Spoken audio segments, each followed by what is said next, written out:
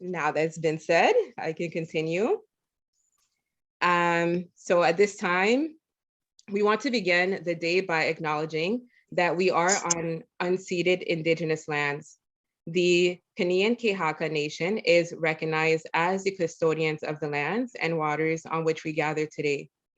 Jojage, Montreal, is historically known as a gathering place for many First Nations. Today, it is home to a diverse population of Indigenous and other people. Our Canadian history is suffused with shameful stories of mistreatment to its people. It is critical not to forget nor camouflage the truth of the past in order to move forward and begin reconciliation.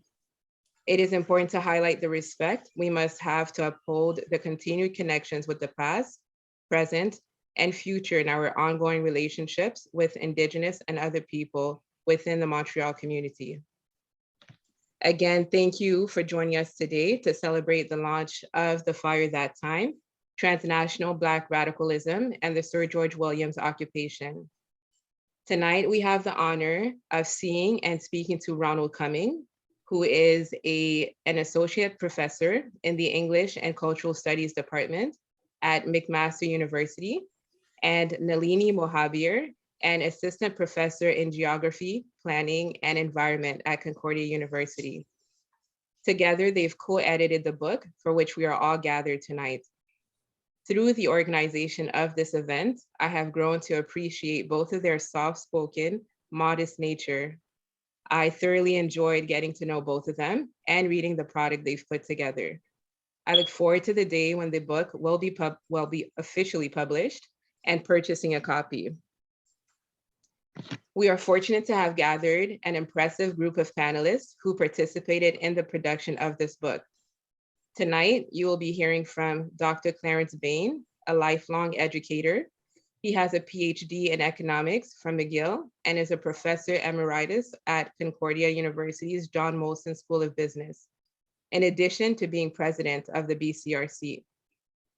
Dorothy Williams, a historian who specializes in Black Canadian history. She has authored 3 books, including The Road to Now, a history of Blacks in Montreal, and has contributed to other scholarly publications, as well as to the CBC's upcoming series, on Black Life, a Canadian History. Afua Cooper, a poet, historian, and was chair of the scholarly panel on Lord Dalhousie's relationship to race and slavery, the author of 4 books of poetry. Her nonfiction book, The Hanging of Angelique, was nominated for a Governor General's Award. And Philippe Fils-Aimé, a writer of Haitian origin. He is author of various books dealing, among other things, with the problem of integrating Haitian immigrants into Canada. He was also one of the protesters involved in the Sir George Williams affair. In addition, we have a group of youth from the Black Community Resource Center's current book project titled Where They Stood, is a historical account on the evolution of Black Anglo-Montreal. The book will focus on organizations and associations that came into being to combat settlement challenges within the Black community. Each youth is responsible for a chapter of the book. Consequently, they've selected a time frame to research and write on. From this project tonight, we have Fanta Lee, Zach Malone, Amanda Asomi Nyarko, Victoria Jean-François, Donna Fabiola Ingabir, and Renee White. The intention of the event tonight is not to lecture, but to generate a youth-led conversation surrounding topics discussed in The Fire That Time, Transnational Black Radicalism and the Sir George Williams Occupation. We will begin the presentation with Fanta Lee. She will be setting the stage and engaging Nalini and Donald in dialogue. She will be setting the stage and engaging Nalini and Ronald in dialogue. Following this, each youth will be given opportunities to direct questions towards our panelist speakers. Fanta will then move on to close the event, which will open up the floor to a final question and answer session from the audience. please submit your questions via the chat option at the bottom of the screen, which I've seen you're all familiar with. Victoria will be reading your questions to our speakers during the allocated time. So to begin the event, I will go ahead and pass on the floor to Fanta, who will begin the conversation.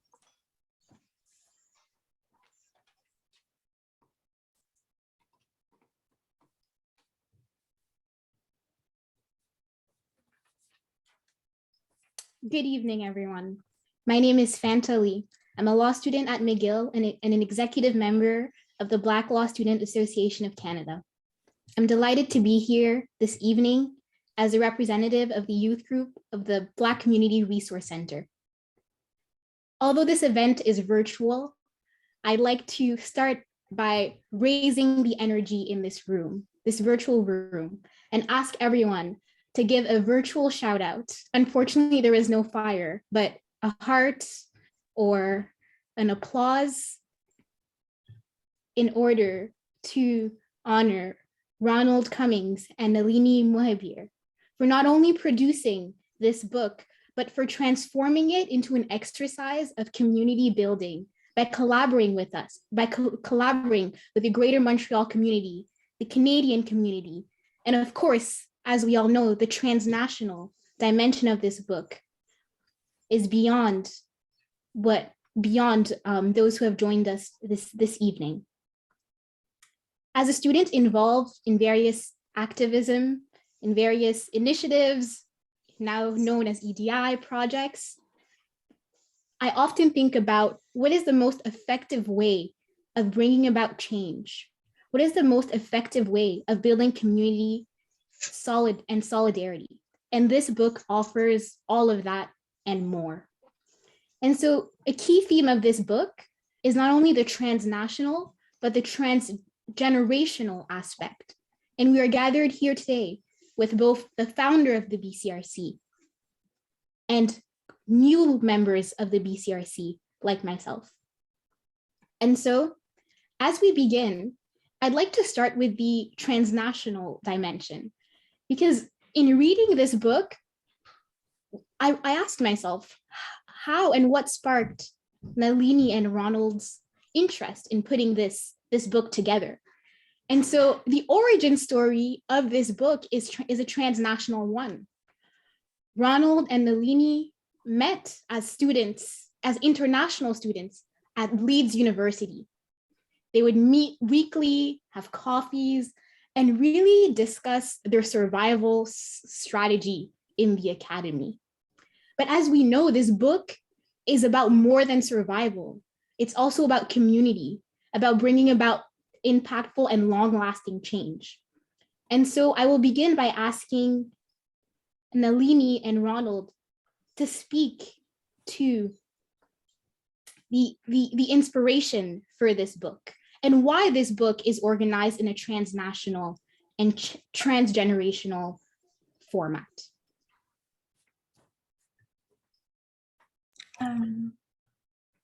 Ronald, do you want to go first, or? I think you should. Okay. I thank Fanta and Ayana. Thank you both for that incredibly warm and loving introduction. I feel very grounded in community, and thank you for creating this space where we can engage each other on the level. Where did this book begin? There's so many different entry points. I suppose to think back to the journey of when we were grad students, I'm reminded of a quote by Gordon Rollaire, who says that a revolution of self-perception begins with an inner resistance to the violations of history. And I think that's where our friendship started, because we were struggling to find a space to tell our own stories as Caribbean people on our own terms within the strictures of the academy. For me, this history is something that I've grown up with, because I had family in Montreal. I'd come to Montreal quite often from Toronto. So I grew up, and I had family that attended Sir George at that time. So I grew up hearing about these stories. But then I got a position at Concordia University where it felt like the history had come full circle for me. And that gave me an opportunity to know the Montreal community who's been living with this history and holding this history for over 50 years, and really sparked the impetus to do something with it. Yeah, I mean, I also want to thank Ayana and Fanta for the way in which they've opened up this space for conversation, and to thank all the youth of the BCRC for putting this together. Like one of the, again, to go back to your question, one of the impetus for doing this work was also about sharing this history, not just in the academy or with folks in the academy, but also with community. And so this feels really special to us to be in this space in conversation with you all and with the wider Montreal community. So Nalini and I met in England. As grad students, as international students. And so in a particular kind of way, the story resonates with us in terms of thinking through, some of the questions around international students and the ways in which they are located in the academy and some of the issues in terms of being seen or not seen, heard or not heard in the context of the academy. And so that was part of the impetus for doing this work. And I should also say that for us, it also stemmed from a kind of recognition that some of the questions that were being raised in 1969 are still questions that aren't haven't been addressed or haven't been fully addressed. And these are also questions in terms of what's the duty of care that universities have to international students. In many ways, there is the sense now that, part of the marketing plan and expansion plan of universities is about, sort of advertising to international students. But some of those questions about kind of like, what does it mean, to provide a space of welcome and a space of nurturing and flourishing for international students is one that I think we need to continue to interrogate. But also some of the questions that the students were raising in 1969 about race and the academy, about Black studies, and what's taught in the university are still relevant questions. And we'll continue to talk about that in the discussion tonight. The final thing I think I'll say in relation to this question is that the work does come out of collaboration, and perhaps I would describe the sort of work that I've done with Nalini, and we've worked across different projects as one of intellectual friendship. There are people you like, and there are people you like to think with, and oftentimes those circles do not necessarily connect. Nalini is one of those people that for me is in both of those circles. And so we've enjoyed working across a number of projects, including this one. And I do think that there's something about what collaboration produces, just in terms of voice. I mean, like when I go to the page, it's, not recognizing where my own sentences end and where Nalini's begins. And I think that there's something rich and beautiful and powerful about that in terms of thinking about the kind of work that we do and can do.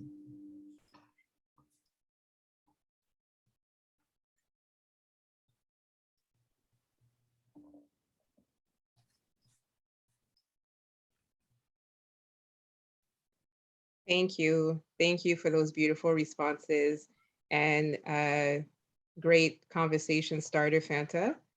Thank you, Nalini and Ronald as well. We are now going to start the youth-led conversations. So the first youth that you will be hearing from is Zach Malone.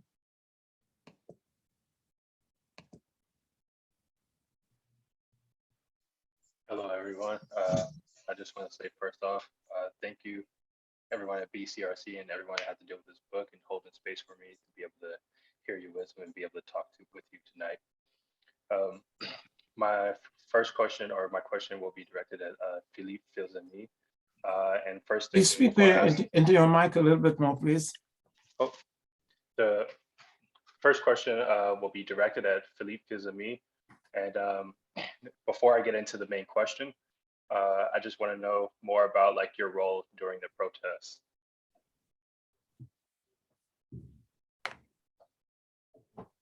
I'm sorry, Philippe, give me 1 second. I just have to unmute you. So sorry about that. Perfect. You hear me now? You hear me? Yes, we can hear you. Okay. You were asking me, Zach, about. Yeah, I just wanted to, before I ask the main question that I wanted to get at, I just wanted to know more about the role, your role during the protests and how that was for you and how that affected you. Well, actually, I sometimes passed as a student at Concordia, which I was not. I was actually a member of a very small group, a study group, an international study group with Alfie Roberts, Ann Cools, Rosie Douglas, and some others. Somewhere in we were the Montreal chapter of a study group. It was called the CLR James Study Group. So our ideological mentor was CLR James.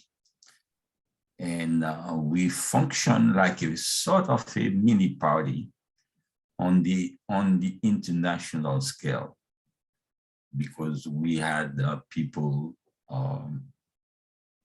in London that would come then and now, people in the West Indies, and people in Africa, especially Ghana and South Africa, because CLR had himself a network of African brothers of his generation, and they were active in the struggle there.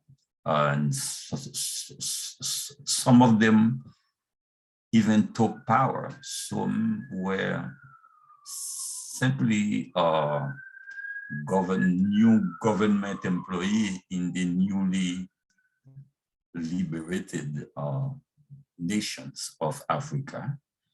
But there was people really from all over that were part of this group. But we were in Montreal, we were sort of a very close-knit group and separate. We didn't know everybody that was in the other groups, study groups, but we started from there. And this is as a member of this group that I was there to support these students.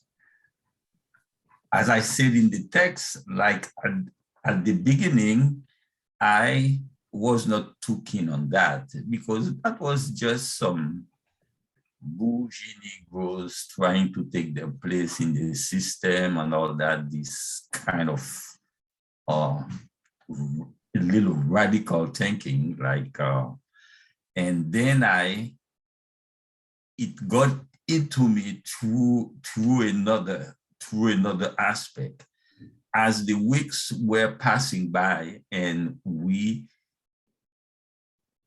realized that this was serious, because like we could feel the psychological impact the frustration of and the desperation of the student. So we said, look, like this is not about just these people getting their title. This is a serious matter, because we had totally underestimated the psychological aspect of repression. We thought of it as physical, but then this brought a new implication, a new understanding of what this issue was all about. And then we started to analyze it in political terms, and we said, well, we have to be there and support them, because they were really trying to get some justice. This is how I got involved in this thing, to support some desperate students. And I was there as, I thought of myself as a political cadre. Wow, no, that's really amazing to hear your story, and listening to you speak about support and the ideas of power. So to get into like the main question, I would like to ask you, like, how can we use Black power today and form a camaraderie between Black people and our oppressors? Well, it's a little difficult, but you will have to really carefully define Black power nowadays, because you have had a lot of changes. Some of the changes that we anticipated in the 60s, we from this group, this study group, and what we anticipated that in the struggle, once we start to move seriously, they will have, the system would have to break its rank and try to include some of the leading Black people there, the part of the intelligentsia, because they had already studied this question, and they had understood or concluded that, well, we have to make some reforms to build a middle class Black strong enough to contain the masses of Black people that were unruly, quote unquote. Because in those days, like there had already been uprising, and these uprising had given some results, like in the sense that you had after the assassination of Martin Luther King, they had already come to some kind of fair policies to give the Black middle class a break. And we thought that that was fine. We will take that, but we will go further than that. So how to use Black power? Well, I know, like the question of identity is still a serious question. Like it is, and it will get new dimension as things evolve. Like you have nowadays this COVID thing, and it comes at a time when questions are being asked, like, are not we too many in this world? Like, who should go first? Like, it looks to me that we might be first on the list if they're making a list of who must go. So this dimension, whether you want to dismiss it or not, it will come because there are a significant number of people, of white people, who think of, who have their priority list in terms of who should survive this COVID thing. Like there is also the question of scapegoating, like that has deep roots, historically speaking. So I would not be surprised that this issue comes up in other forms. So and it's always, in these cases, based on race, based on colors, based on culture too. So it's some of the basic notions still stand now. The question of identity. Yes, no, I really appreciate your answer, and I do think it is really difficult to actually, really find like all the answers that will benefit us all at this current time, especially with the questions of identity and the way we address ourselves in our daily lives. So I really want to say thank you and appreciate your answer, and I don't want to take up too much time. So I will now pass this on to Amanda, our next youth. Thank you again.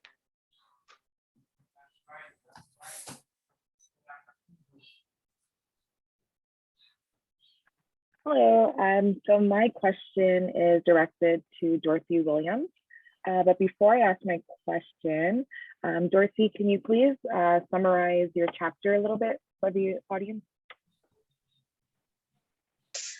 Well, good evening, everybody. My chapter is unusual, I understand that. It's on the Sir George Williams affair, but really as a catalyst for the Black press in Montreal. I have done my research at the doctoral level on the development of Black print culture in Montreal. And what was really interesting to me in looking at the number of periodical literature that had been created in the Black community, just how many periodicals or serials actually came out of a response to the Sir George Williams affair. And that in of itself, to me, was an important rupture in the development of Black print culture in Montreal, which had never been discussed before. So when Nalini asked me to participate in a panel that was taking place in McGill, I decided to focus on how Blacks in Montreal reacted, Blacks on the ground reacted to the Sir George Williams affair, but in print. How did they put their ideas together? What were those newspapers, bulletins, weeklies that came out of the Sir George Williams affair, and how many of them could be attributed to some of the goals that had been expressed as far back as the 1960s conferences that had been going on at McGill and then at Sir George Williams itself. And so I traced them in my doctoral dissertation. And then in this particular chapter in the book, I put together sort of quick synopsis about some of the journalists that had come together, the students that became journalists, I should say, and their periodical missions. What were they trying to achieve in each one of these particular periodicals that they themselves created? And in order to do that, I looked at the mission statement. What were they trying to say to the Black community or to the transnational community at large? But essentially, it was a boots on the ground movement. In most cases, they were speaking to this community that they realized, that they had not had an analysis or understanding of before in any great depth. And I think that was also one of the critical things is both from the community perspective and also from the students that were involved in Sir George Williams, in the actual Sir George Williams affair. how the two communities, we were talking about what we would call it Little Burgundy today, the Little Burgundy community and the student population actually, in fact, had not really had an opportunity to have a massive engagement, despite the fact that the Negro Community Center was there. And it was that, I think, awareness that was a catalyst, or one of the major catalysts for students coming together and really trying to interpret and understand this community. We're talking about the very early community developments in Côte-de-Neige, La Salle, communities outside of the Little Burgundy community. But what was happening in the core community, which they recognized needed to help to be defined. So the very earliest newspapers and bulletins and pamphlets that came out of the from the NCC, from community around the NCC. So they were local, and it really was for them a rallying cry. And so for them to really understand, but also to help the community within the local community within the geographical area that today we call Little Burgundy, the old line community. What were the students talking about? What was their argument? What were they trying to achieve? And to counter, for some of them, to counter what was being said in the Montreal Star and in the Gazette. What was the mainstream press was telling them, or what the mainstream press was saying, they wanted to say there was another voice. There was another way to look at this story. And in fact, here in this particular paper, in this press, here is what we're trying to achieve. And I think that that's, I guess, what I was trying to say in a nutshell in my article.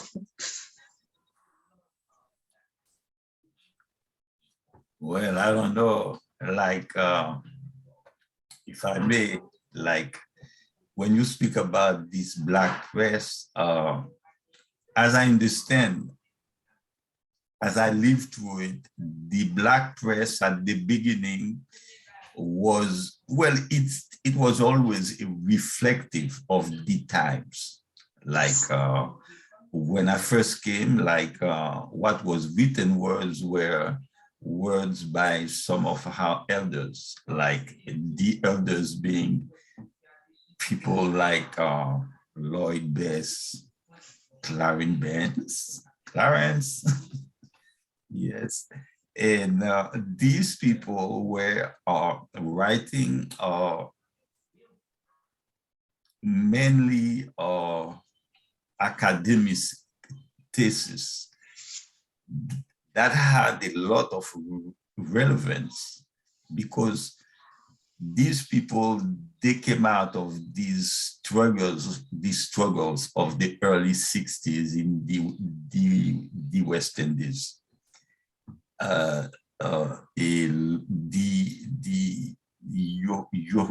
had personalities like George Weeks.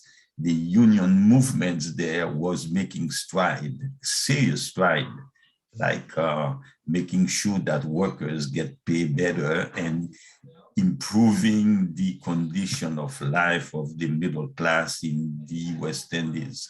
That was a serious thing. And of course, they had a special language, academic language, but if you take the time to read what they were saying, they were very serious and raising some serious questions. And they were, a lot of time, they were addressing to policymakers, right? And saying, in fact, look, we can speak English as well as you. We can discourse as good as you, and we are as good as you. That was this thing, right? And but the younger generation, like the study groups that I was in, like although they supported these initiatives in the first moment, and at one point, with the advent of the Black Power movement, with the new ideas of anti-imperialism and all that, their language somehow started to appear to us a little more abstract. It had to be more concrete, more community rooted, right? So there was a mutation, and with some shocks also, because like very often we think we have a different with somebody, but it's not really a personal difference. It's the ideas of the times that are changing. Just like nowadays, a lot of young people just would put me in my place. And on the question of genders and all that, right? And that we were not on that, right? So if there was a replication of this paper these days, certainly it would not deal exactly with the same things. It would be different. It would be most likely gender-centered or something like that, or some other issues. But like in these papers, like what I know about these papers is whether we start from the first initiative by Lloyd Best and all that, and before the Congress of Black Writers, all of them, they were not free, just there to talk. They were there because there was serious issues, and a lot of time they would influence the policy, not only of Canada, but also of politics in the West Indies too, and in Africa. Absolutely, but the papers that came out from '69, because some of what you're referring to is mid-'60s, 67, 68. I'm referring to papers that came directly out of the Sir George Williams affair itself as a reaction to it. So the papers that came out in early '69 were, their reaction was a little different than what happened about 5 years later when you started to get student papers coming out of that. Their voice was different. And they were also speaking to a community that was asking why. I mean, it seems quite logical to you, but at that time, just the words Black Power, even within the Black community in Little Burgundy, was considered radical. There were some people like my mom and other people who were offended by the term Black Power. It was a time moving away from the concept of the good Negro to being Black and what that meant. So part of what these papers, I think in a collective way, help people to understand is they took them home, they read them, they left them, the kids would take them home, the parents would wind up reading, and the whole conversation about what is Black. And that's why a lot of the focus of these papers was really about identity, about identifying and trying to help people to grasp some of those concepts, which seem so logical to the students and in keeping with their understanding of, you know, decolonization that had to go on, the African liberation movement and its nascent, fight and the expansion of that, et cetera, et cetera. For a lot of the parents, that was like, whoo, way over their head. I mean, let's be real. And it was the papers like this, the occasional article that then started to speak to them and help them to understand. I didn't put it in here, but there were I know that some people were quite resentful. They lost their jobs when the students rioted at Sir George Williams. Some of the employers just didn't want Blacks around, period.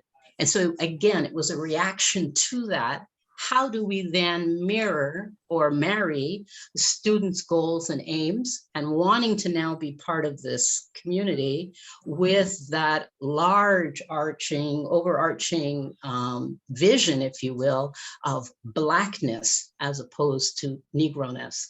And that was, again, part of it. I know I'm kind of expanding what really the article is about, what this chapter is about, but those were elements that were really, I think, that undergirded the press and why it was so useful, these students, to continue to talk about who they are as Black students. It doesn't seem radical to us today to even say it, but I'm saying at that time it was. So I'll just stop there. Well, I must tell you there can be no one thing. question about it that at the time, and it took a long time before we began to be very honest and admit it, there was a tremendous friction in the Black community. Yes, there was. On many levels. First, the first reaction was, who are these students that come from where they come from and upset our society? Who are these people? How dare they come and speak for us and take such action without consulting us? Even that was on two levels. One was on a community fundamental level, because this community of Little Burgundy had been here for many, many, many, many years before we arrived, before we, the students, arrived in the late 50s and 60s. And there was no question about it that the leadership of what is called the radical student action at that time considered that they had a right to speak, because those academics and those other people didn't know what the world action and the struggle against capitalism and the nature of capitalism was, but we were educated and we understood it. There was that aspect of it. Even among the so-called university types, there was friction. One was a friction in terms of a systematic approach towards a long-term solution of the problem, which therefore meant that we had to be engaged in what was going on in Africa, and what was going on in England, or what was going on in the Caribbean, or what was going on in South America, and what was going on in the States. Whereas the other group of it, and the local group, was simply saying, we have a community here. We have been suffering for years. We have found ways to deal with problems and to survive. You have to listen to us.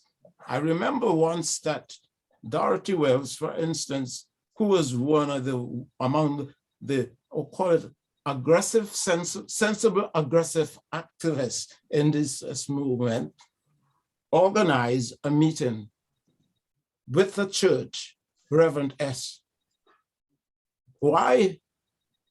To get them to understand that while they may have a point in simply saying this action was taken without consulting a community that was there years, hundreds of years before we, the students, arrived, that yet that was a debate that we should have in the community, but not in the public, because it would be a strategic error to have such a debate in the public. And we agreed, but it never stopped the fact that the community in and of itself went on to say to many of the students, you have to talk to us. You cannot take action without us. And I was told, I'm not saying the community in the sense that I am a member of the community. No, I'm saying community in the sense that I was in between Canada and somewhere else, right?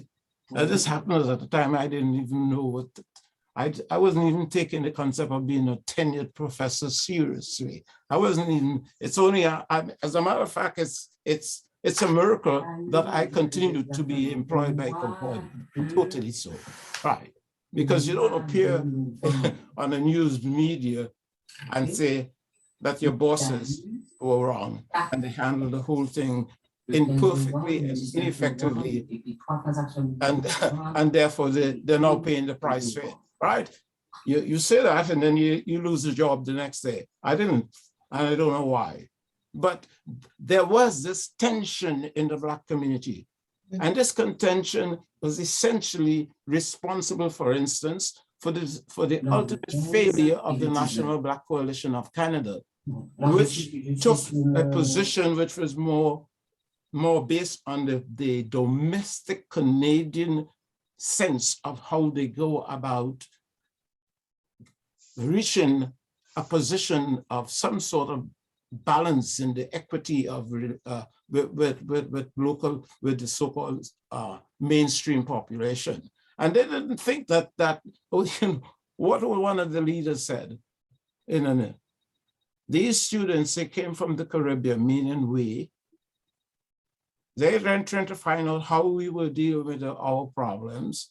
They go out there and take all these so-called radical actions.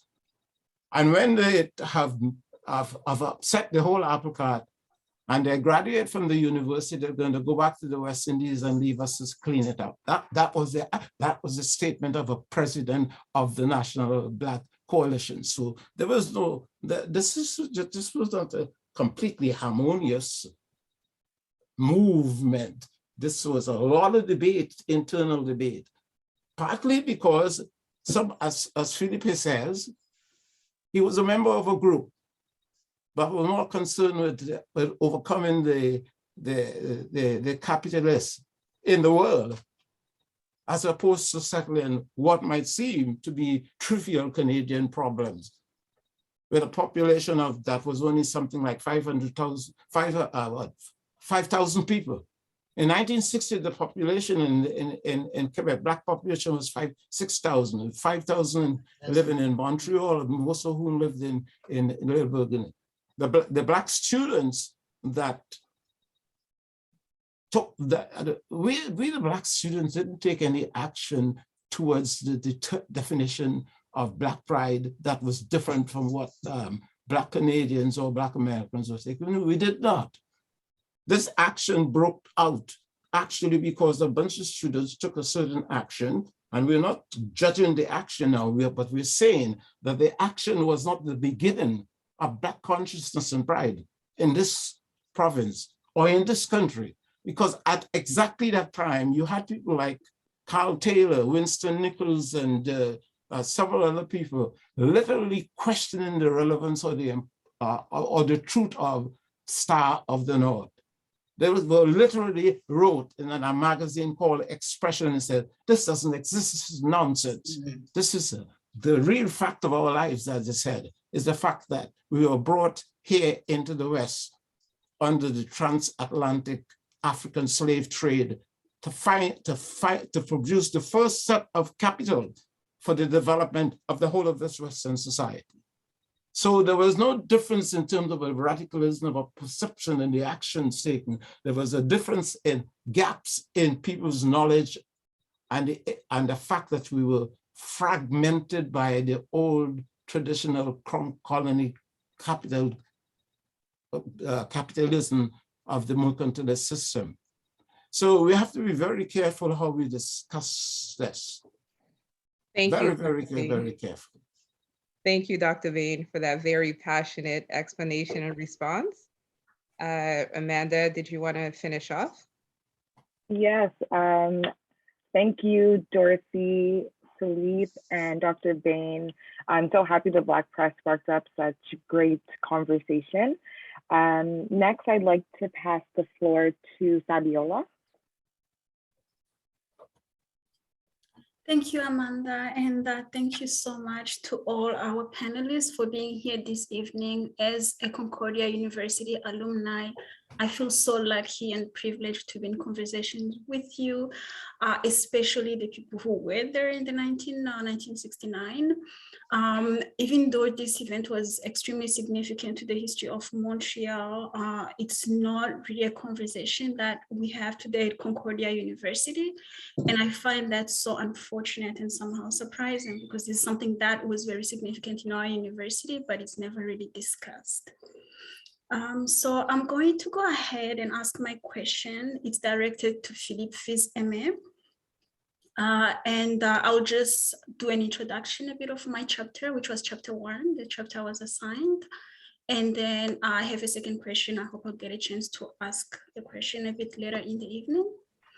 So my question is, so Philippe Fils-Aimé mentions how Sir George Williams protesters were able to amass support, not from just other university institutions, but especially those in the global South, but also from very well experienced and non-Black revolutionaries such as CLR James and Stokely Michael. And he says it was this Black solidarity beyond borders and continents that kept many of the arrested protesters from going to jail for a long time. So today, aside from Black Lives Matter to an extent, it's difficult to find Black youth-led revolutions that are able to gain that level of global support, whether NSARS in Nigeria or Rhodes Must Fall in South Africa. And the protests that were going on in Guadeloupe at the time that I wrote my question. So my question to Philippe Fils-Aimé is, what advice would he give to youth organizers today who are craving and hope for that level of large support towards their multitudes of struggles? Because today we don't really necessarily just face anti-Black racism, but we also have climate change and other struggles that we sometimes want support for, and we don't necessarily get it. So what advice would you give us? Well, I would advise you to have a profound love for your people. Love. I know it's not a great answer, but love is the answer. Because like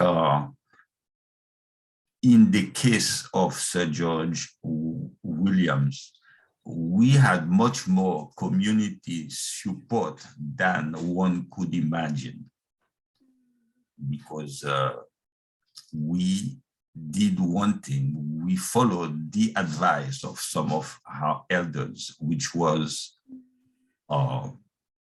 ground with your people, grounding with your people, meaning that be close, like visit them in their home. We would, with the paper that we spoke about, these newspapers were not just papers that you give in the market. Like, we would go into the people's house and ground with them. And of course, it was great because some of the best cornmeal that I got was in the local Black community, cakes and all that. These old ladies from the Colored Women's Club would really welcome us and talk with us. Of course, they would be telling us, look, you shouldn't do this, that, you're too radical and all that, right? But that was consistently, all members, consistently, we would develop relation with the community. And like in some occasions, we would intervene. Okay, that was a little too burst too rough at times, but we somehow put ourselves in a position where we would be thinking like, okay, we have to do it.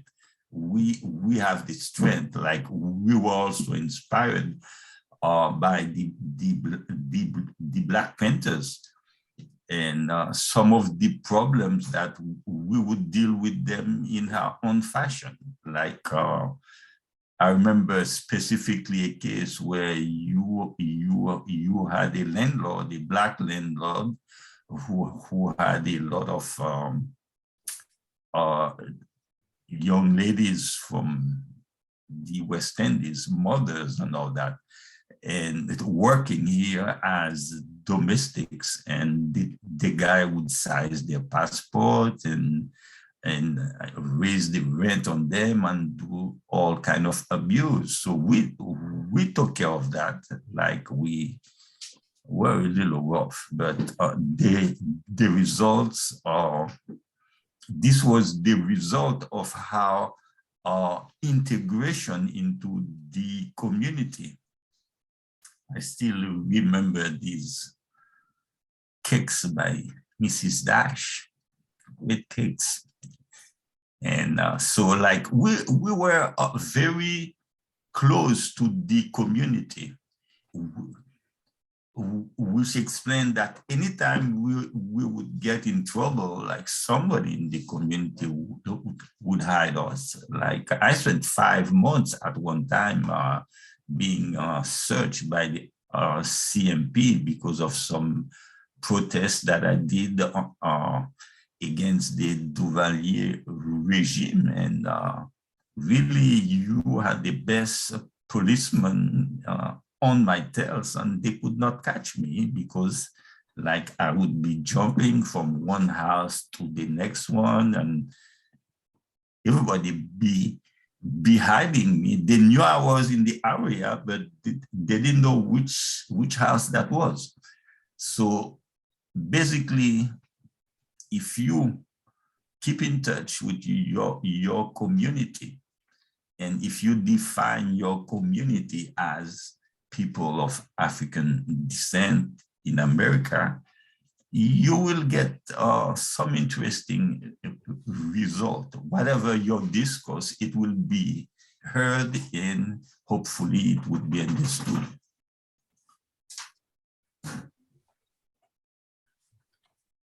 Thank you so much, Philippe Fils-Aimé, for reminding us the importance of community, because there definitely is a disconnect today between a Black youth and our elders. So I'm hoping that everyone who's here this evening, especially the youth, are going to take your advice. So I'm going to go ahead and pass the mic over to the next youth, who is Renee White. Thank you. Thank you. Hello, everyone. The chapter my question is on is the Transnational Marronage, the Abeng Archives by Ronald Cummings. I would just like to ask Ronald if you can please give a brief summary on this chapter before I ask my question.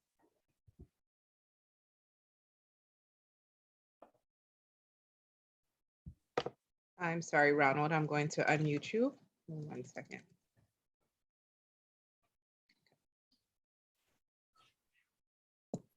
Okay, so my chapter looked at, as it says in the title, the Abeng Archives. So in 1969, between January and September, there was a newspaper that was published called Abeng, and it was a newspaper by the youth that addressed some of the questions that was, that they thought were urgent questions in the sort of post-independence moment in Jamaica. So they were in Jamaica, but one of the things I was interested in were the ways in which they were documenting and talking about and commenting on transnational happenings, and also the ways in which, again, in keeping with the sort of thinking around the transnational themes of the book, the ways in which to look at the Abeng Archive is to also think about connections across spaces. So Philippe talked about the CLR James Study Group. And people who were connected in ways with the study group, right, like Robert Hill, were part of the group that, were making the Abeng newspaper in Jamaica. And so there were these transnational connections. And in another chapter in the book by Rupert Lewis, where he talks about sort of letters between himself and his sister Rose, who was studying in Montreal at the time, he talks about the ways in which he would also send copies of the newspaper to his sister. So the sort of physical circulation of that archive, I thought was interesting, as well as the circulation of letters, right? And the ways of communicating across space. at the time. The other thing that I thought was interesting about the Abeng archive was the way in which they asked us to think not just in national terms or in local terms, but they were always making these connections across space to ask us to think about what does liberation mean. And of course, they named their newspaper after the Maroon Abeng, which was a sort of symbol of freedom. Or certainly one of the tools that the Maroons used in their anti-colonial war. And so for them, this was a means of passing news among their people, but also of disrupting a kind of colonial politeness. And they sought to do that through the Abeng archives. The other thing that I found interesting and tried to talk about in that chapter was a tour of the Caribbean that happened in the wake of the Sir George protests, where students from Montreal visited the University of the West Indies to tell them about what had happened at Sir George in terms of the protests. And we can also think about the ways in which the Guild of Students at the University of the West Indies in Jamaica collected funds to support the students who were in Montreal at the time. So, so I tried to talk about the sort of documentation that is in the Abeng archives, but also to talk about the strategies and the sort of practices of movement and the transnational movements that were also part of the time, in which that newspaper allows us to map. The final thing I'll talk about, which is there in the newspaper, documented in the newspaper Abeng, is that in the wake of the protest in Montreal, the Governor General of Canada did a tour of the Caribbean. And this, students at the University of the West Indies in Trinidad protested, NJAC students protested his arrival.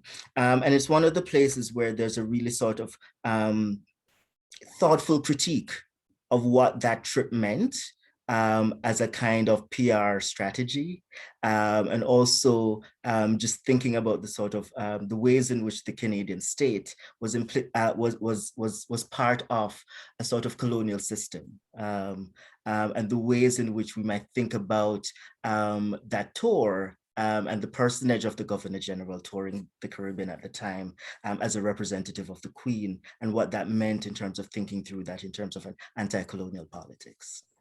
So I'm just saying it's a rich archive. And the final thing I'll say is that the archive of the Abeng newspaper is available online, free to access via the Digital Library of the Caribbean. So I urge you to also look at that archive because it's a rich resource. Thank you for sharing that. I'll definitely look into that. And I think that you wrote a really thought-provoking chapter. I really enjoyed it. So I'm going to direct my question to Dr. Bain. So my question is, similar to how early protests in Montreal were inspired from past experiences of resistance like the Haitian Revolution, how do you think differences between first and second generation immigrants differ in terms of adding to the narrative of resistance? So this is for Dr. Bain. Well, first generation is closer to being in the groups, psychological, social, and groups of the transatlantic slave trade that brought them into the Caribbean.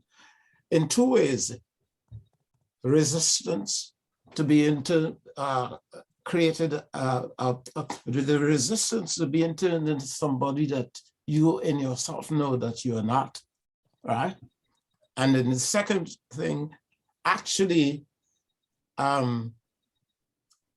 reacting with a philosophy and principles which you're, in many instances, you're not even aware of, that you have inherited from slave societies.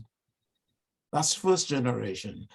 And what you have at the margins of the new generation is some of the old generation realizing what has happened, understanding why they resist in certain ways, but not quite as liberal in their thinking and their ways and their behaviors and their responses as a new generation that has a greater distance from, and I've heard of slavery, but don't even understand what it is. However, the problem is the fact that you don't know what it is, that you have not been personally been a victim of it, doesn't mean that you are free of it. And the new generation begins to think of things from now without taking into consideration, this may be a very broad thing, kind of assumption, but without taking into considerations that they are the creation of the past. What some of us are trying to do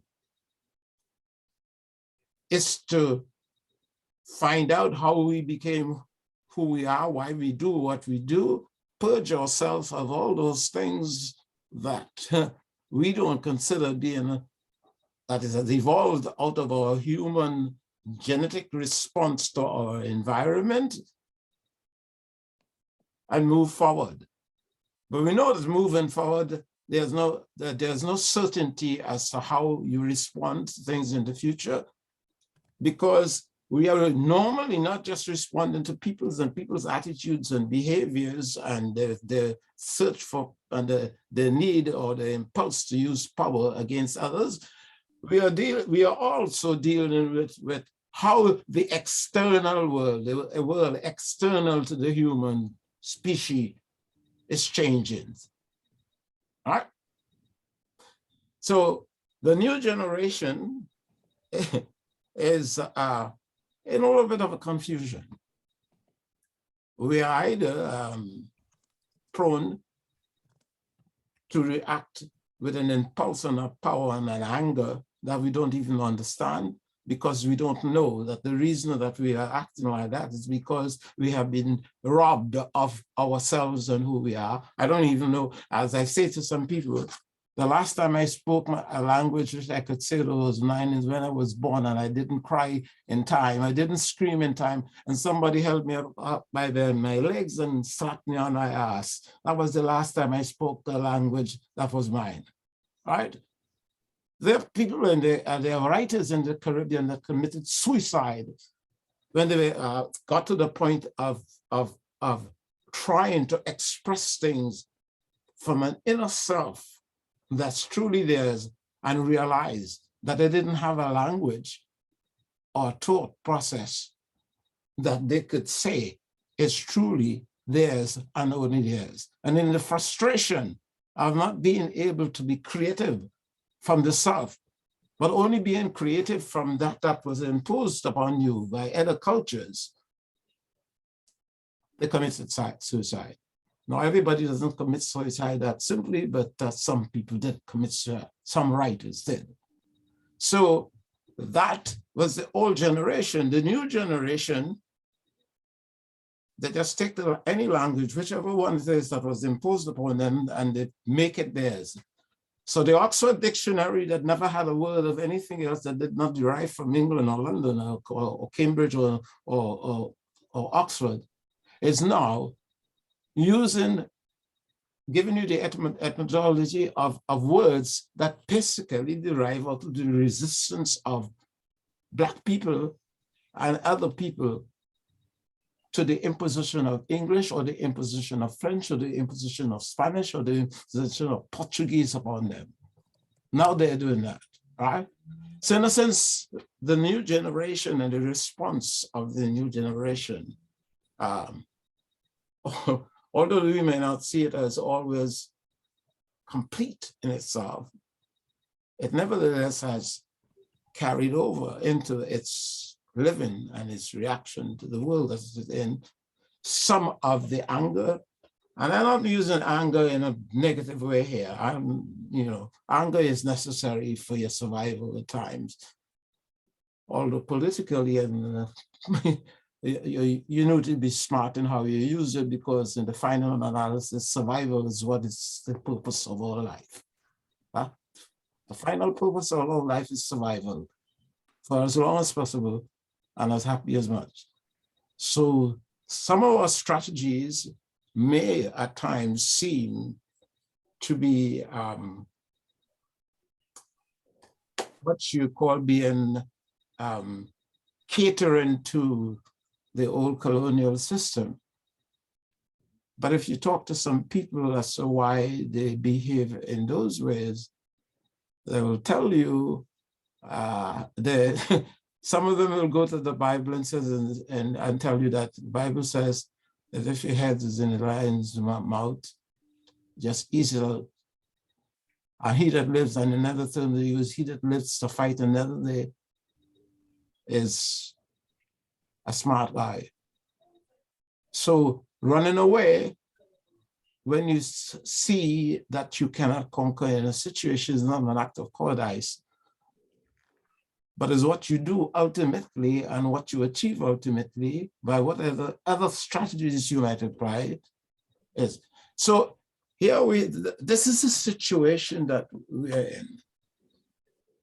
The older people are trying to advise the new generation on how to live, how to be happy, how to extend and expand their life, because that is the purpose of life. The purpose of life is reproduction, happiness, food, security, and that sort of life. So the action is, sometimes you may think that I am just catering to the man, but I am just really, for that moment, trying to find the best way to survive, to live, to fight the battle another day. So my concern to young people is, have you got a plan for fighting the battle the next day? That is the issue. What is your plan for fighting the battle the next day? Not that you're simply doing all the things that make you acceptable, but what is your plan for fighting the battle the next day? That is, in many ways, therefore, it doesn't matter I mean, look at one of the things that had happened. Way back in the 50s, if you count the hair, the conch your hair is make it to look like white, right? Whether you're male or female. That in the Black Power movement was a no-no. That was a no-no. But today is the style, right? It's a style. And the people that are doing it are not doing it because they feel inferior, but they're doing it because they have the freedom to decorate themselves the way they want to decorate themselves. Back in the 50s, if you have picky hair like men, and most men, you would go and try to get all kind of Vaseline and God knows what to put in your hair to make it look like white hair slapped down across the head. Today, you look in the media and everywhere, on the street everywhere, the black male certainly paying no attention to how his hair look. I mean, that's the way it looks. It's become a style now. I am black and African. But they may not be black, in other ways, but in that way, they express themselves. This is me, this is who I am. And this, I look rugged, that's okay. I won't look that way because that's who I am. All right? It's a reestablishing, but these things only come in parts. They don't come in. What we would like to see is a less fragmented approach towards the one common thing, retrieving ourselves, our Black selves, less of a fragmented approach. We're not going to all do the same thing, but we don't want to be attacking each other because on the superficial, when in fact, those are just pictures of our trying to move towards a common purpose. a common purpose. Because for us, really, rediscovery of self is the most important thing in our lives at this point in time. Beyond this, then there are many other things that we are going to be doing and looking at. In fact, we are doing a lot of other things other than that. But that is very fundamental to us, given what has been done to us. Sorry, And so, Dr. Bain. Sorry, my apologies for interrupting. But thank you for your response. Renee, do you want to go ahead and say something? I just want to say thank you for your perspective, your your very interesting perspective, and I'll just pass it on to Fanta, who's next.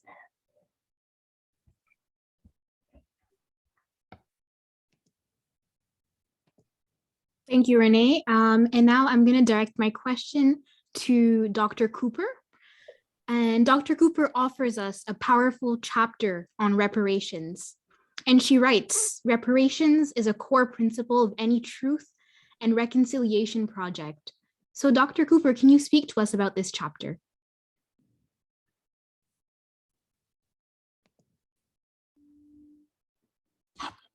Okay, thank you. Let me just get this off.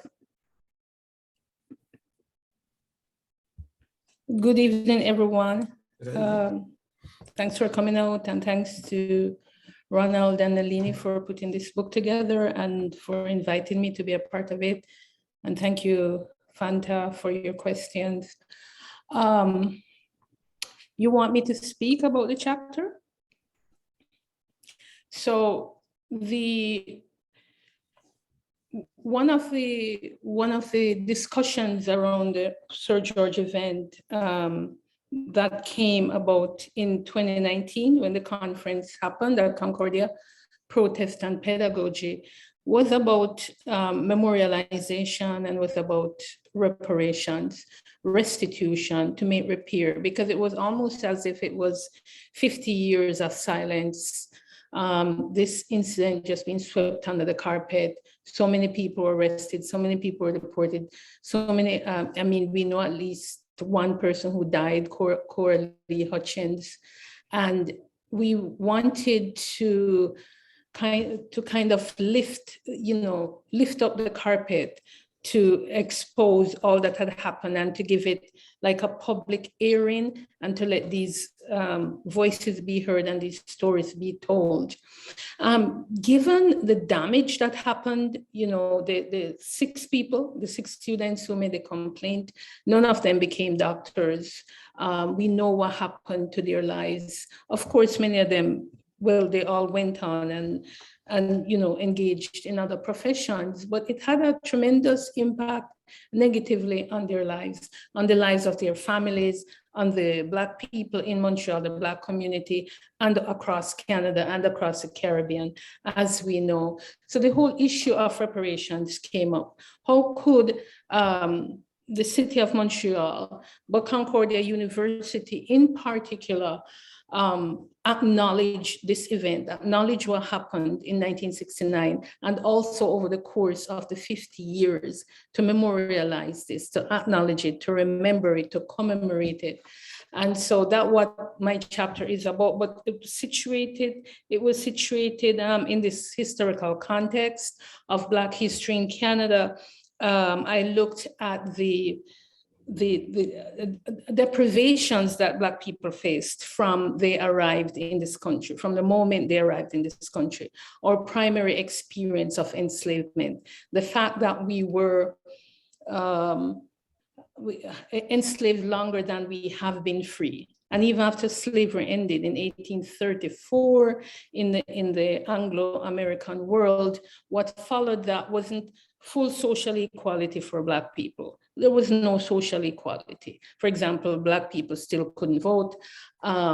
What followed that was in many ways segregation, a color bar, in some instances, Jim Crow, to the point, if you look at Canada, the Black population in Canada after 1834 when slavery ended, and as the century progressed and when you got into the new century, the 20th century, the Black population actually declined through migration. People moved to the United States, which is ironic because, you know, America is seen as this terrible place, land of lynching and Jim Crow, and it's all those things.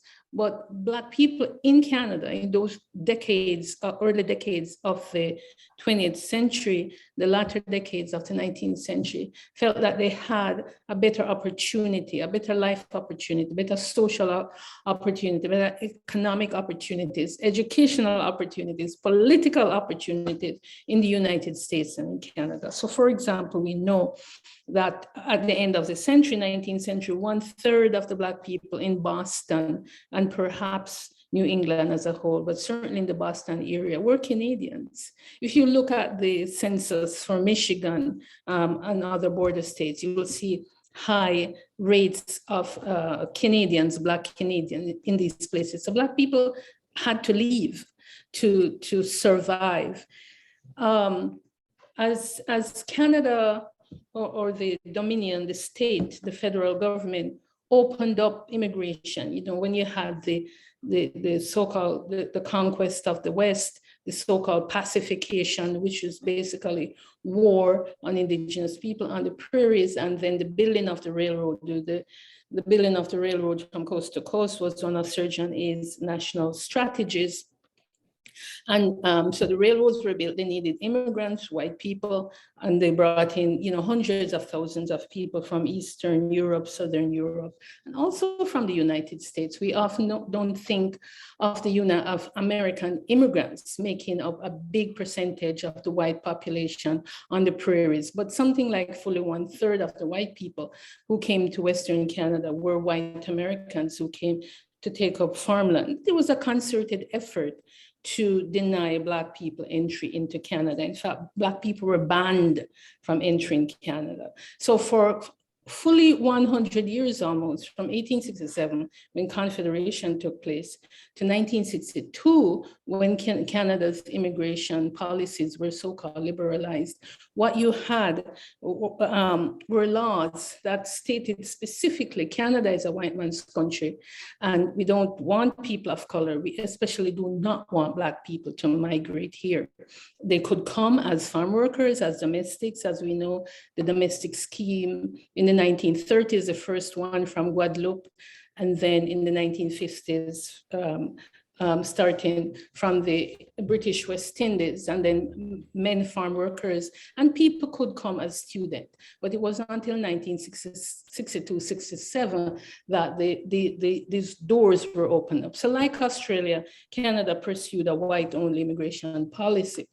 And so the Blacks who were in the country, the Black people who were in the country, suffered great harm in so many ways that we don't have time to go into now. So I talked about reparations for that, reparations for slavery, reparations for segregation, reparations for Jim Crow-like conditions that Black people endured and experienced in this country. And finally, coming up to, and also situate the call for reparations, again, in a historical context. It's not something new that today we are calling for reparations. When I was a kid growing up in Kingston, Jamaica, and living in East Kingston, the Rastas in the neighborhood, I always said, the Queen owes Black people 20 million pounds. Heard that, the little kid growing up, heard that. That was part of my experience, right? It was until I went to high school, I understood what the Rastas were talking about. Because when slavery ended in Jamaica and the wider Anglo-American world, the British paid compensation, 20 million pounds, it's actually more, but we'll stick to 20 million at this time, to the slave owners.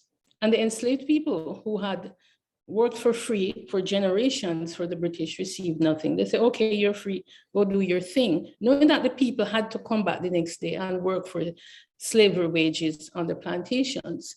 So Rastas are saying that money belonged to us. And even before the Rasta movement in the Caribbean, there are people, I talked about Callie House, with an African-American former slave, a woman, she was a washerwoman, who began campaigning for reparations. Then you have N'Cobra, and I began the chapter with a small paragraph from N'Cobra, which is a reparations group from the United States. And, you know, at this moment, CARICOM, the Caribbean community, is sort of leading the charge on the whole reparations issue in this part of the world. And CARICOM has actually linked with groups in East and West Africa to further this conversation. And CARICOM has this developmental model. CARICOM, the CARICOM reparations team is not only asking for money, and that's important, but their model is a developmental model. So money is part of this whole developmental model. And I should also say that the CARICOM folks are asking for reparations for Africans, descendants of Africans, but also for indigenous genocide that took place, you know, at the point of contact with Europeans and after. So bringing it up to today, I guess from 1969 to present time, I talked about what would it look like for Concordia University in particular to pay reparations to Black people, to the people like Philippe, who is on this program, to descendants of the students themselves who are around. We know that the government of Trinidad, for example, paid upward of $111,000 in bail money for the Trinidadian students that were involved. That's Trinidadian dollars, but Trinidadian dollars in 1969, you know, was worth a lot. In fact, today Trinidadian money is still has a high value. So could that money be repaid, for example, or used to set up scholarships or a Black Studies Center or a Black Students Resource Center? But first, the first thing I said that when reparations is given is that in all of the reparations literature and in all of the reparations discourses and discussions, they said the first thing you begin with is an apology. There has to be remorse. The offender has to be remorseful, and the one who is offended must accept, well, not must. There has to be this dialogue, and both parties have to agree. So the apology has to be, the apology would perhaps be accepted by the person or the group that's offended. So this dialogue is important between the offender and the offended. And the apology must be given. The apology must be sincere. Say that is accepted. Say the apology is accepted.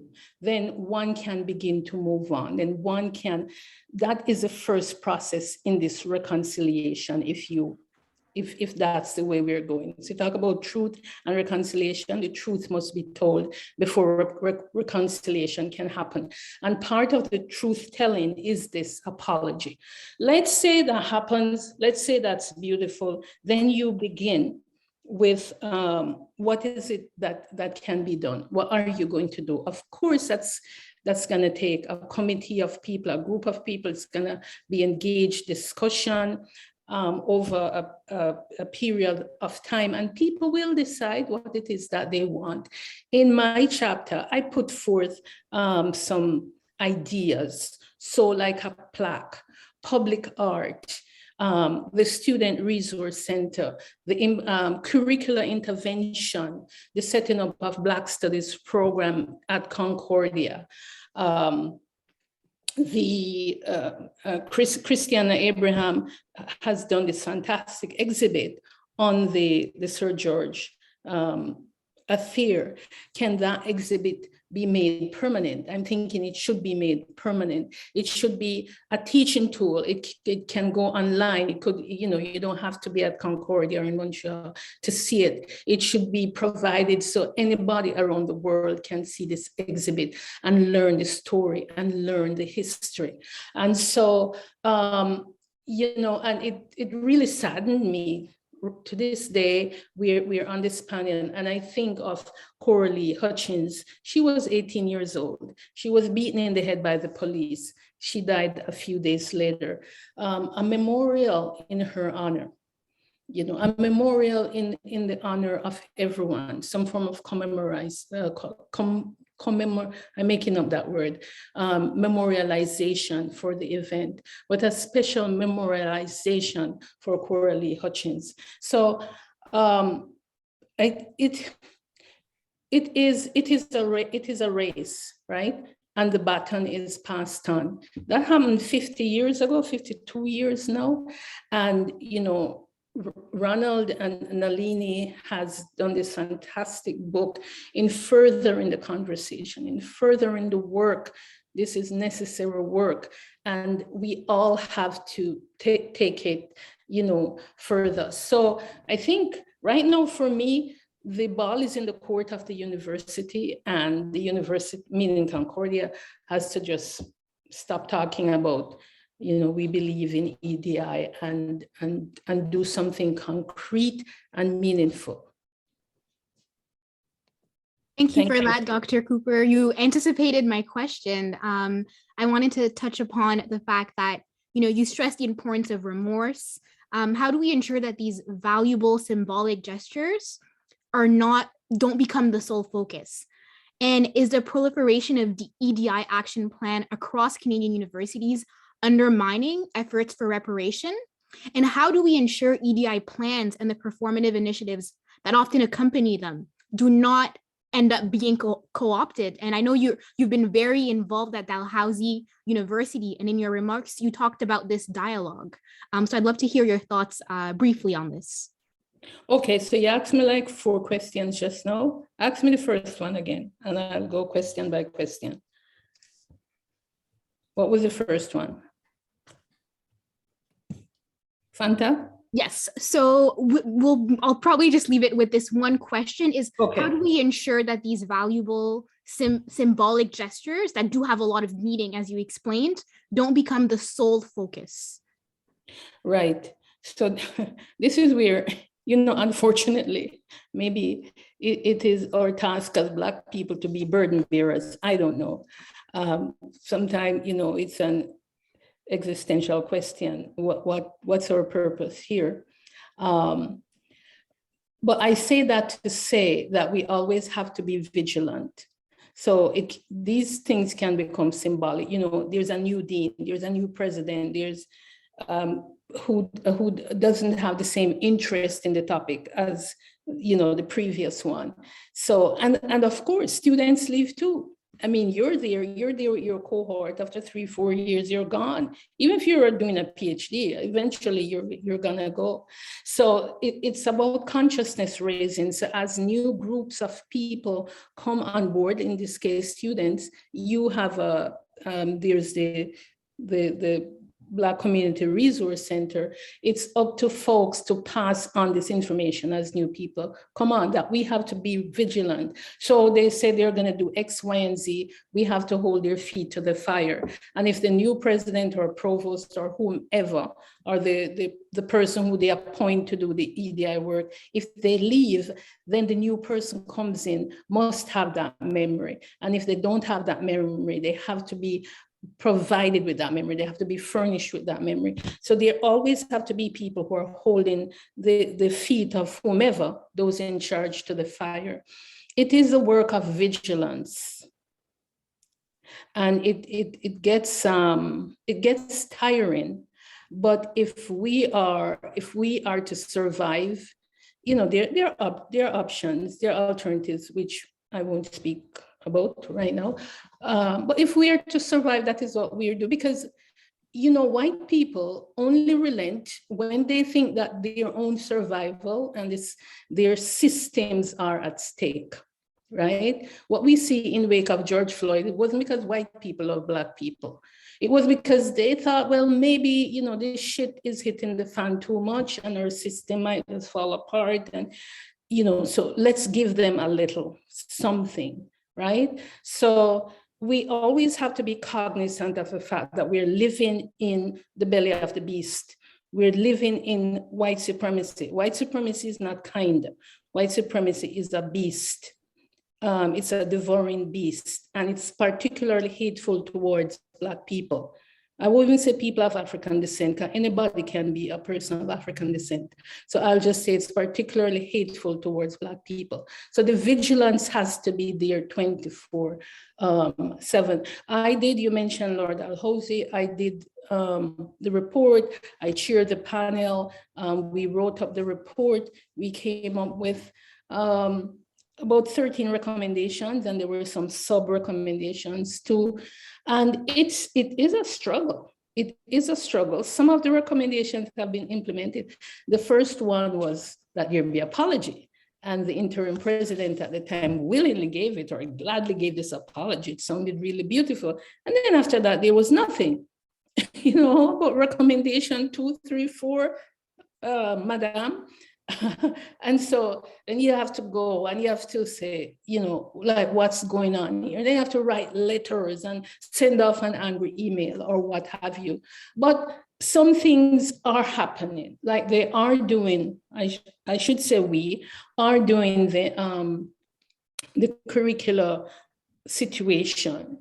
The Black Studies minor has started now. We're turning it into a major, and then we're turning it into a bachelor's program, right, within the Faculty of Arts and Social Sciences. And we have plans to expand it to make it multidisciplinary. So that's happening. We had proposed some conferences, some scholarships called the Sankofa scholarships. That has happened. And the scholarships are more or less generous. They're giving out 5 every year, 4 or 5 every year, and they're worth something like $40,000 each. So it's not too bad, but we're advocating for more.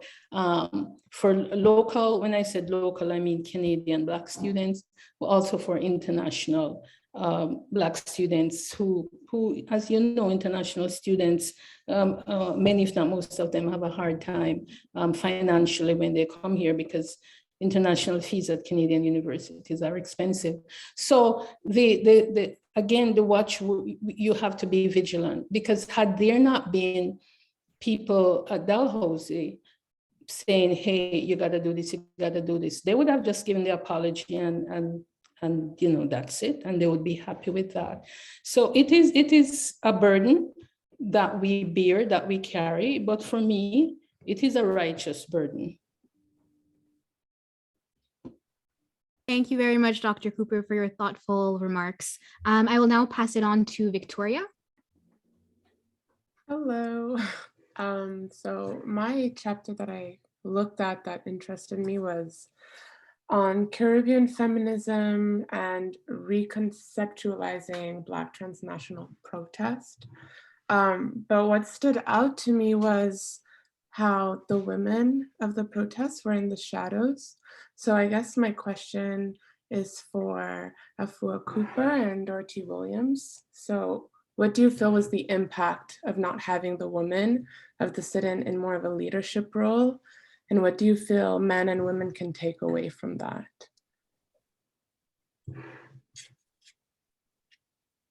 So Dorothy, you want to go first? Yeah, go ahead.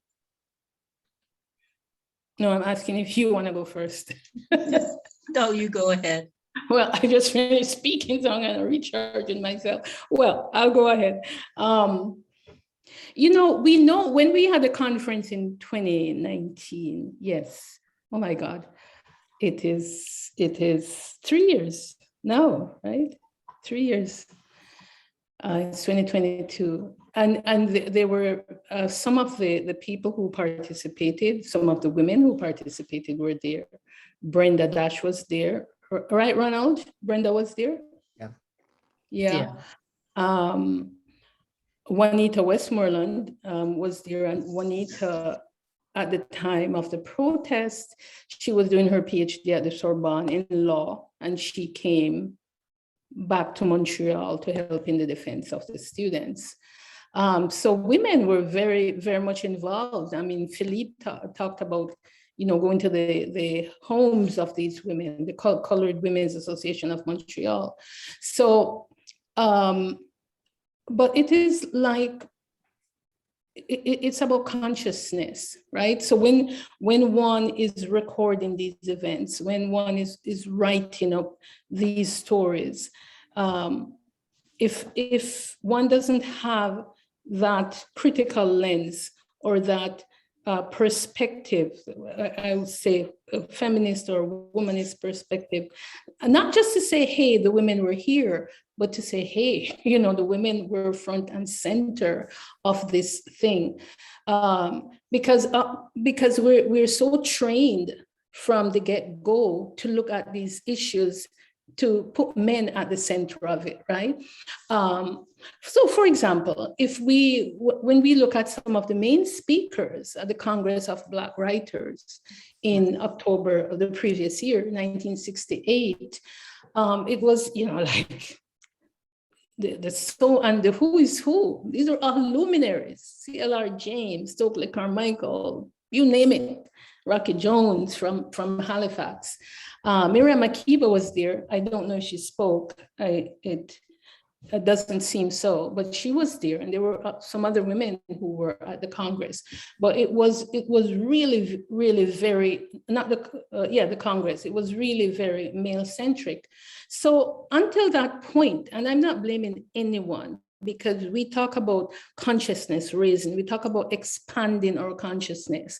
So while you have this, this Black Power movement, this civil rights movement going on in North America, in the Caribbean, in around the world, right? You also had a feminist movement, a women's movement, and I'm not talking just about white women, but there's this expansion of Black women's consciousness and work and activism during this time period. It was really a flowering, it was really a period when all these things expanded and were just blooming and blossoming in this fantastic revolution, right?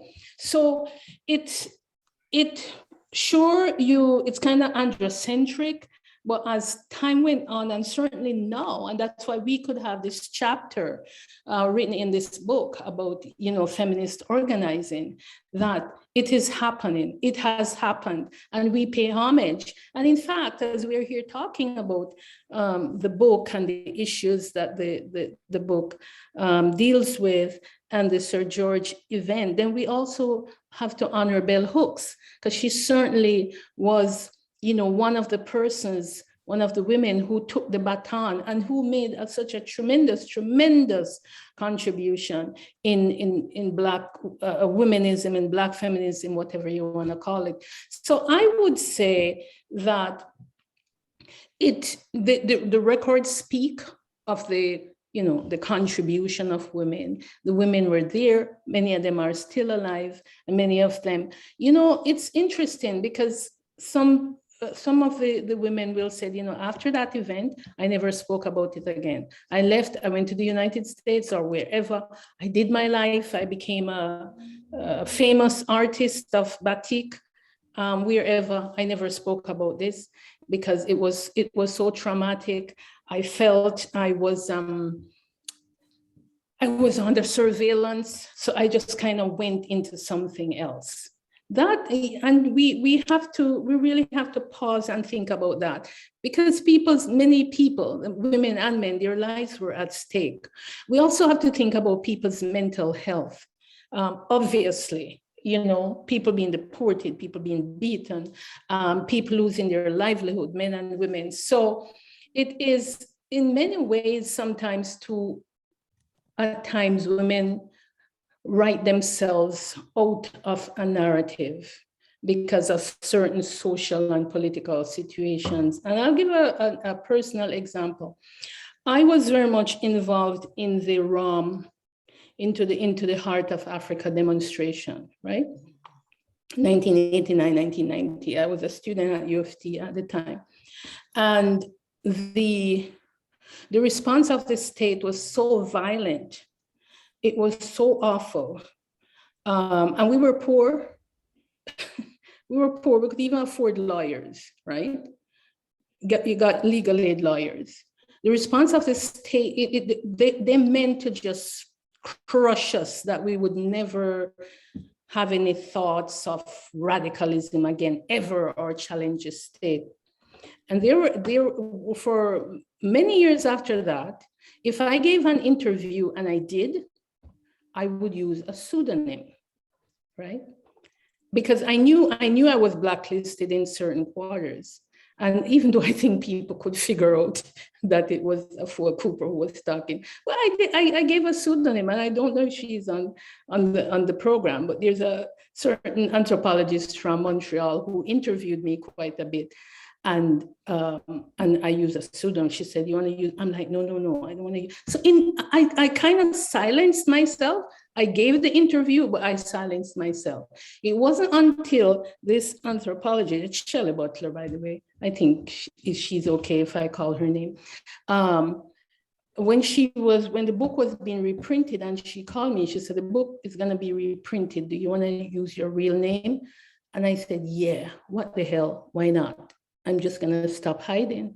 But people do, people hide or use pseudonyms or whatever for particular reasons. And, the theme of survival keeps coming up in this talk. You have to survive, you have to finish your degree, you have to get a job.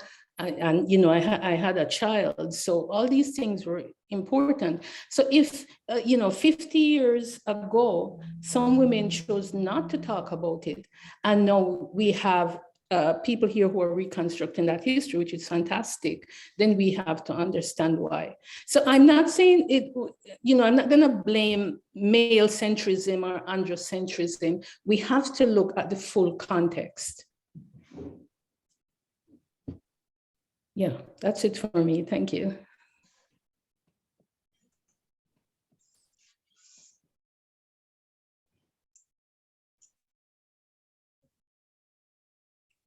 I don't know if Dorothy, did you want to add anything? Well, I'm not sure I should. That was wonderful. I'm bowled over by it. Thank you, Afua. Thank you, sister. The only thing that I would add to that, again, is because, again, being much younger than my sister, and not having been, I don't know if you know that I was barely in high school when the Sir George Williams affair began. And so I speak out of not having been there, but the effects of what I saw around. I mean, I was old enough to understand that there was something that had happened in the community, and certainly the fallout. But I think one thing that Afua brought up, which was kind of like a light bulb moment when she said it, was the effect of the women around me, because of that, and some of the other activism that was going out of the NBCC, that had come out of the NBC and stuff, and the Congress of Black Women, and all of their activities that they did at the NCC. And that's actually where my, I guess, my feminism started to develop, and awareness of being a Black feminist, a Black woman, came from those women who had very strong, intimate ties with either having been part of the Sir George Williams event itself, or having been at McGill, and were very much aware of it. They were older by at least 5 or 6 years older than me, and they were leading the charge of the younger teens. Well, we were at that time just getting out of adolescence and becoming on our own and understanding who we were. But what I would say when my connection really came about, believe it or not, was at the feet of what we call our Senator Ann Cools right now, or well, she was Senator Ann Cools.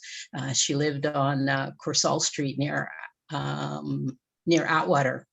And I used to spend hours with her just talking. She was part of my formation and understanding at that time. So I knew that there were women because of some of the choices that they had made where they were moving in the community. But it was always very local for me because, of course, I was much younger and I was only seeing the effects of it. So I guess that's what I would say about the women and their contribution to that particular event.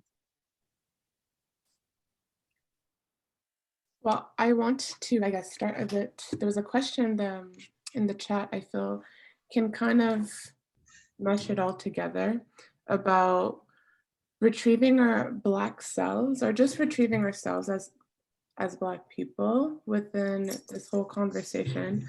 And this question was directed to Dr. Baines about what is our plan for that and how can we do that? I guess this could be an open question for anyone, but how, I guess, would the older generation suggest the new generation, how can we retrieve ourselves? And what would be your suggestion as to how we can do that today? If that makes sense.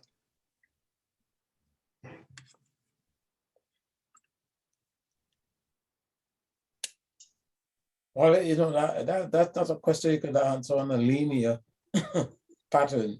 It's not linear. It's, for me, for instance, I have never had an impression of women of not expressing themselves, because I was raised by 4 aunts and all my teachers were women, most of them. So to me, I never had the sense that women were not important or they didn't have any impact. But you did notice in the movements of the 1960s, the Black Power movement, a very interesting sort of situation. Not just the Black Power movement in North America, but also in the Caribbean. You see the men up front doing the speaking and being paraded as changing the world, right? Even if that world was just in the hall at the time. And the women were always preparing the meals and serving the drinks. But the Congress in Montreal, and that there was a bit of, although as Dr. Afua Cooper says that it was predominantly men speaking, in the background it was not like that. In the background, women were saying, we're not here just to serve meals, we're here to hear, to listen, to participate. And the change was already in the foreground, but there's no question about it. I mean, the problem is not a problem just of Black women.